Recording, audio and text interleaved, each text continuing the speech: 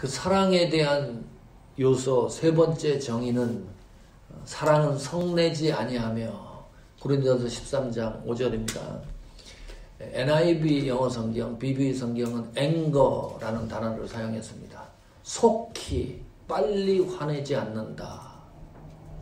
쉽게 화내지 않는다.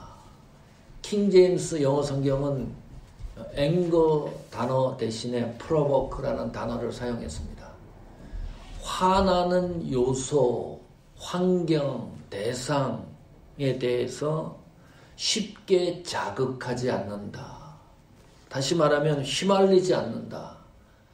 감정을 표현하는 데 있어서 쉽게 반응하지 않는다. 그러니까 화나는 요소와 환경과 배경이 있는데 인내하는 것을 말합니다. 자, 이 말씀 앞에 저희가 솔직해질 필요가 있습니다. 화 안 내본 사람 있나요? 일평생 살면서 어떤 사람은요 툭 하면 화냅니다. 여기 왕짜증이라고 이마에 붙여놓고 살아가는 사람도 있어요.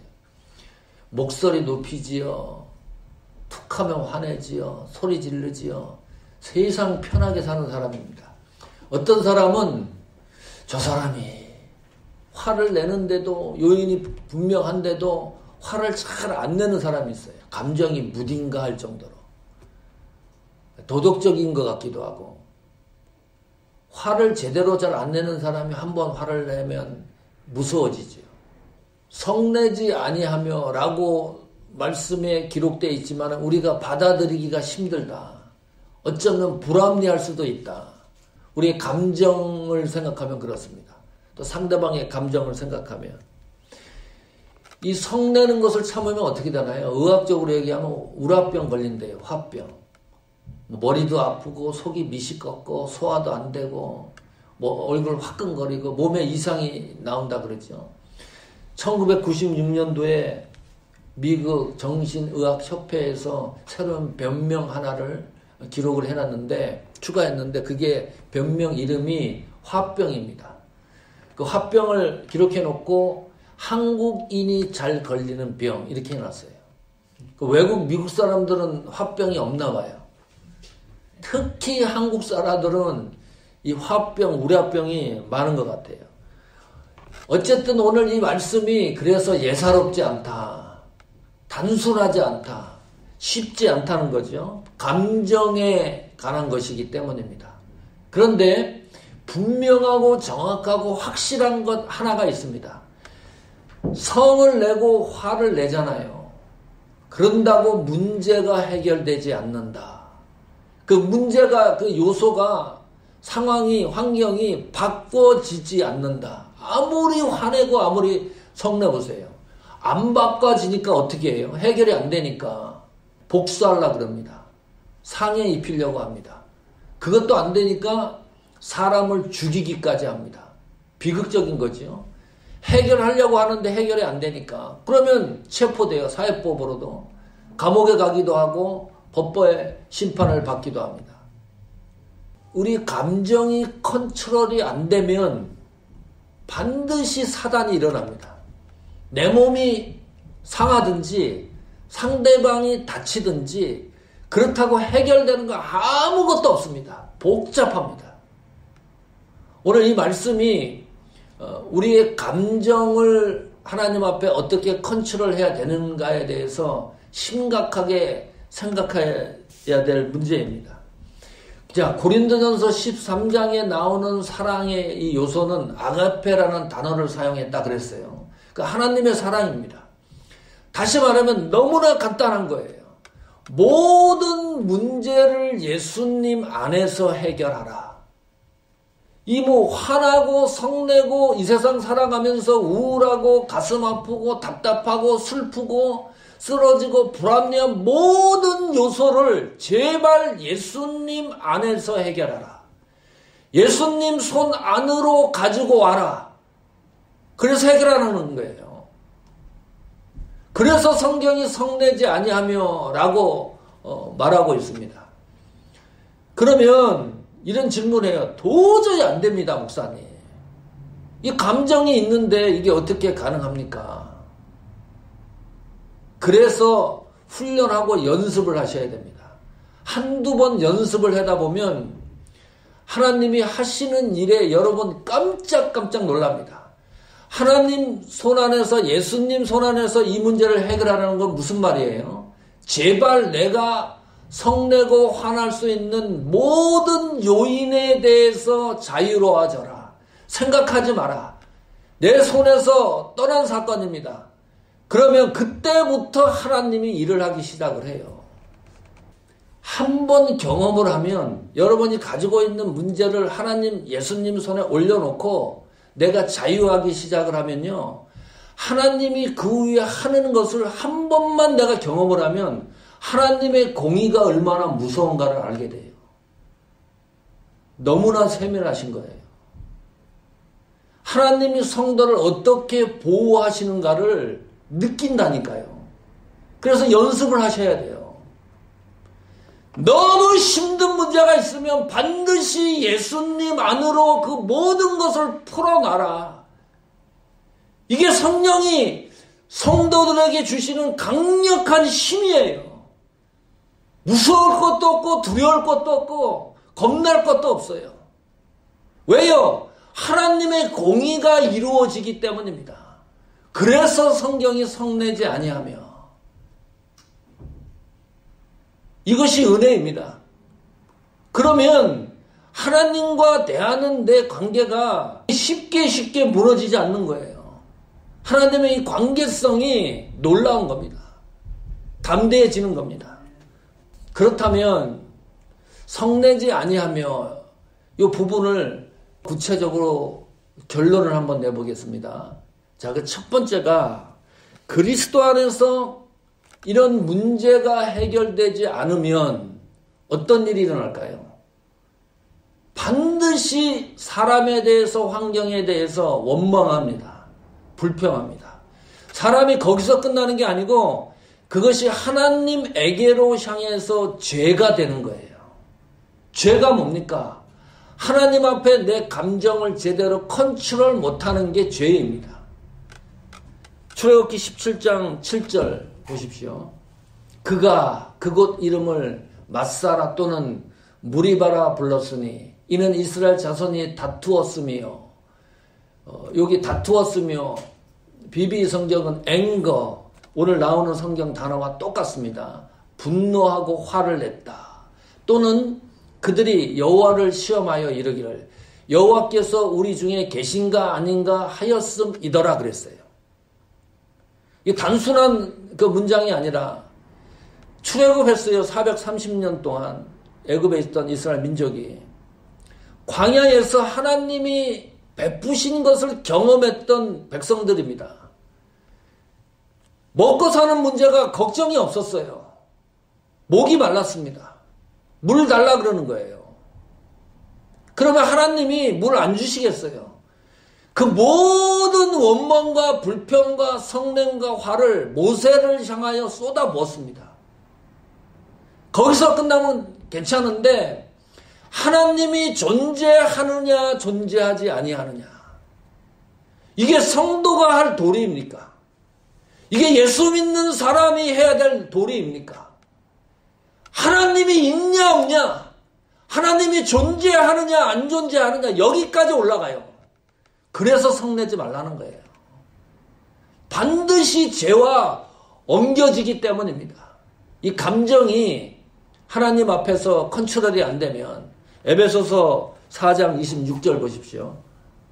분을 내어도 죄를 짓지 말며 해가 지도록 분을 품지 말고. 하루를 넘기잖아요. 그러면 거의 백발백중 그렇습니다. 죄에 빠질 수 있는 확률이 점점 깊어지는 거예요. 100%입니다. 왜 성경은 분을 내어도 죄를 짓지 말라고 얘기하는 건가요? 죄질 확률이 너무 많기 때문에. 분을 내어도 죄를 짓지 말라는 말은 다른 말로 하면 이것을 극복해 나가면 하나님이 주시는 이것보다 더 큰 유익이 있기 때문입니다. 27절 볼까요? 마귀로 틈을 타지 못하게 하라. 반드시 내 감정이, 내 성냄이, 화가 이것이 그리스도 안에서 해결이 안 되면 마귀의 역사에 놀아나는 겁니다. 우리 다 경험하죠. 예.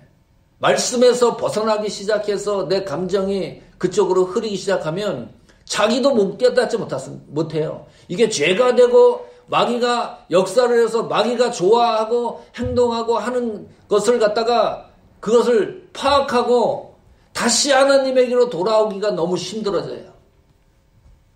두 번째는 성내지 아니할 이유가 뭔가요? 고린도전서 13장 6절에 보니까 진리와 함께 기뻐하고 그랬습니다. 진리와 함께 기뻐한다. 여기서 말하는 진리는 말씀입니다. 요한복음 14장에 보면 내가 곧 진리요 그랬습니다. 그 진리가 예수 그리스도입니다. 그 예수 그리스도를 고린도전서 13장에서는 예수 그리스도의 사랑으로 묘사를 하고 있습니다. 자, 그 진리의 특징이 뭐냐? 그 예수님의 사랑의 특징이 뭐냐? 고린도전서 13장 6절에 보니까 불의를 기뻐하지 않는다. 법을 어기지 않는다는 겁니다. 또 5절에 보면 악한 것을 생각지 아니하며 그랬습니다. 사단에게 빠지지 않는다. 사단의 유혹에 넘어지지 않는다. 그런 말이에요. 무슨 말이에요? 역설적으로 성도가 우리의 감정을 진리를 위해서 나타나야 될 때가 있다. 침묵하지 말아야 될 때가 있다. 그때는 불의한 것과 악한 것을 볼 때입니다. 마태복음 23장에 보면 똑같은 문장이 7번 반복이 돼요. 화 있을진저 외식하는 서기관들과 바리새인들이요 그랬습니다. 외식이 뭐지요? 신앙과 행위를 위조하는 겁니다. 거짓으로 꾸미는 겁니다. 짝퉁처럼 표현하는 게 위선입니다. 거기서 끝나는 게 아니고 마태복음 23장 27절에 보면 회칠한 무덤 같다. 회칠한 무덤이 뭐죠? 당시 유대인들은 사람이 죽으면 시신을 어디다 안치했냐면 언덕에 있는 동굴에 시신을 안치했습니다. 그리고 바위 같은 걸로 막아놨어요. 돈이 있어야 되는 거예요. 지금도 우리가 죽으면 묘지 다 돈 주고 미리 사고 다 그러지요. 그러니까 유대인들은 가족장 또 조상의 묘를 동굴을 사용해서 형성해 나갔습니다. 그 가난한 사람들은 돈 주고 사야 되잖아요. 그것을. 그러면 갑자기 사람이 죽으면 동굴에 시신을 안치를 못하니까 이런 그라운드 땅에다가요. 한 3, 40cm 정도 파가지고 시신을 거기다 갖다 묻습니다. 그리고 돈이 생기면 시신을 이전하는 거죠. 이양하는 거죠. 좋은 장소로, 더 좋은 장소로. 돈이 안 생기면 그대로 그냥 땅에 묻히는 거예요. 그럼 비가 오고 바람이 불고 그러면 시간이 흐르면 이 시신이 썩고 또 뼈가 나오기도 하고 그러다가 사람이 지나가서 그것을 밟죠. 그러면 율법에는 시신을 누운 것을 밟고 또 뼈를 밟고 그랬기 때문에 부정한 것으로 생각해서 예배당에 가서 예배도 못 드립니다. 그런 법규가 있었어요. 그래서 거기다가 흰색으로 회색칠을 하는 겁니다. 여기가 무덤이라고. 밟지 말고 지나가라고. 외식하는 것을 이렇게 말을 해놨어요. 송장 썩은 내가 나는 것 같다. 자기만 죽어가지고 끝나면 괜찮은데요. 신앙과 믿음의 외식을 예수님이 이렇게 분노하고 있습니다. 이렇게 화내고 있는 거예요. 이 분노하고 화내는 이 장면을 상상해 보십시오. 또 마태복음 23장 33절에 보면 뱀들아 독사의 새끼들아 너희가 어떻게 지옥의 판결을 피하겠느냐. 뱀들 독사의 새끼들아 이게 예수님이 외식하는 사람들에게 증거했던 내용입니다. 그냥 평범한 그 문장이 아닙니다. 예수님이 분노에 가까운 말씀을 기록해 놓고 있습니다. 왜요? 하나님의 이름을 망령되이 했기 때문입니다. 하나님의 이름을 가지고 너무 많이 이용해 먹었기 때문입니다. 이거는 용서가 안 되는 거예요. 그래서 마태복음 23장에 보면 너무너무 시겁해요. 내 신앙이 하나님 앞에 유선적인 것이 없냐? 가짜로 하나님을 섬긴 것이 없냐? 사람들 앞에 짝퉁처럼 신앙생활한 적이 없냐? 적어도 하나님 앞에서는 우리 신앙이 진실해야 되는데 여기서 끝난 게 아니고 요한복음 2장 15절 보십시오. 또 하나의 예수님이 분노한 기록이 나옵니다. 노끈으로 채찍을 만드사 양이나 소를 다 성전에서 내어 쫓으시고 돈 바꾸는 사람들의 돈을 쏟으시며 상을 엎으셨다. 이제는 마태복음 23장에서는 예수님이 말씀으로 강력하게 말씀했는데 요한복음 2장 15장에서는 예수님이 행동으로 하시는 거예요. 위선하는 것과 교회의 본질을 훼손시키는 것에 대해서 예수님이 분노했다. 성내지 아니하며 성도는 그 진리 안에서 기뻐할 자유가 있습니다. 다시 말하면 위선과 교회를 훼손하는 일에는 침묵하지 말아라. 성내지 아니하며 그 음성이 우리에게 주는 강력한 메시지입니다. 세 번째는 사랑은 성내지 않는다. 그 말은 용서입니다. 성도 여러분, 용서받은 적 있습니까? 도저히 내가 용서받지 못할 일인데 누군가가 나를 용서한 일이 있습니까? 그리스도인은 예수님이 우리의 죄를 위해서 죽으시고 고난당하신 용서의 사랑을 모두 받은 사람들입니다. 그 사랑으로 어떤 사람을 용서하지 못할 게 사실은 없습니다. 용서를 받고 용서를 하는 것은 당연한 일이 결코 아닙니다. 우리가 예수님한테 용서받은 거, 또 누군가를 통해서 나를 용서해 준 사실, 또 내가 누군가를 용서하는 일, 이 모든 것들은 당연한 일이 아닙니다. 그 일이 형성되기 위해서는 인내가 있어야 되고 눈물이 있어야 되고 마음에 강한 사랑이 없으면 불가능한 일입니다. 누가복음 6장 27절 보십시오. 그러나 너희 듣는 자에게 내가 이르노니 너희 원수를 사랑하며 너희를 미워하는 자를 선대하며, 선대는 좋게 생각하라 그 말입니다. 원수를 사랑하라 그랬고 이게 용서라는 거예요. 미워하는 자를 좋게 선하게 생각하라 그랬습니다. 잘 안 되죠. 28절 보십시오. 너희를 저주하는 자를 위하여 축복하고, 여기는 더 강도가 세집니다. 나를 저주하는 자를 축복하래요. 너희를 모욕하는 자를 위해서 또 기도하라고 이야기를 합니다. 이게 성도들이 사람과 화를 내게 하는 요인의 환경과 배경에 대처하는 자세라는 거예요. 보통 어려운 일이 아니죠. 왜 그럴까요? 왜 성경이 이렇게 강력하게 얘기를 하는 걸까요? 이유는 용서하는 것에 대한 유익이 있기 때문입니다. 베드로전서 3장 9절 보십시오.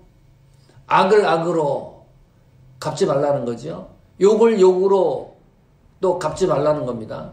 도리어 또 복을 빌라 그랬습니다. 자, 그 다음 구절 잘 보십시오. 이를 위하여 너희가 부르심을 입었으니 이는 복을 유업으로 받게 하려 하심이라 그랬습니다. 그래서 성경이 성내지 아니하며 사랑은 성내는 것이 아니다 라고 정의를 내리는 겁니다. 왜요? 이것이 성도들의 사명이기 때문입니다. 하나님이 우리를 부르신 목적이기 때문입니다. 일평생 이 문제만 잘 해결해도 하나님이 나를 부르심에 대한 사역을 제대로 감당해 나가는 겁니다. 또 하나가 있습니다. 복을 유업으로 받게 하신다. 여러분 이 세상 살면서 얼마나 큰 집을 봤습니까?